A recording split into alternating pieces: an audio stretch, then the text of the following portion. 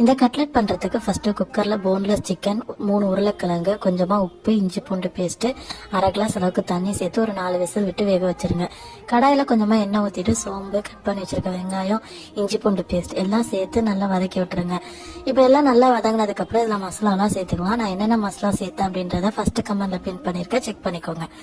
மசாலாவோட பச்சை வாசனை போனதுக்கப்புறம் வேக வச்சிருக்க சிக்கனை இந்த மாதிரி குட்டி குட்டியாக பிச்சு போட்டு மசாலாவோட நல்லா மிக்ஸ் பண்ணிடுங்க. அதுக்கப்புறம் வேக வச்சிருக்க உருளைக்கிழங்கு, கொஞ்சமாக உப்பு மட்டும் சேர்த்துக்கோங்க. ஆல்ரெடி சிக்கன்லேயும் உருளைக்கிழங்குலையும் நம்ம வேக வைக்கும் போது உப்பு சேர்த்துருக்கோம். கொஞ்சமாக சேர்த்து எல்லாம் நல்லா மிக்ஸ் ஆனதுக்கப்புறம் கடைசியாக கொத்தமல்லி போட்டு அடுப்பு ஆஃப் பண்ணிடுங்க. இப்போ கட்லெட்டை கோட் பண்ணுறதுக்கு கொஞ்சமாக 2 எக்கில் கொஞ்சமாக உப்பு, பெப்பர் நல்லா போட்டு பீட் பண்ணி வச்சுருக்கேன். பக்கத்தில் பிரெட் க்ரம்ஸும் வச்சுருக்கேன்.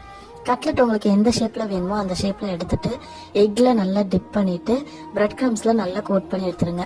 எல்லா கட்லெட்டும் இந்த மாதிரி ரெடி பண்ணி வச்சதுக்கப்புறம் எண்ணெயில் ஒவ்வொரு கட்லெட்டாக போட்டு 2 சைடும் நல்லா ப்ரௌன் ஆனோன்னு வெளில எடுத்துருங்க. அவ்வளோதான், சூப்பரான கட்லெட் ரெடி. இதை சாஸோட சர்வ் பண்ணிங்க அப்படின்னீங்கன்னா டேஸ்ட் வேறு லெவலில் இருக்கும். கண்டிப்பாக ட்ரை பண்ணி பார்த்துட்டு எப்படி வந்துச்சுன்னு கமெண்ட் பண்ணுங்க.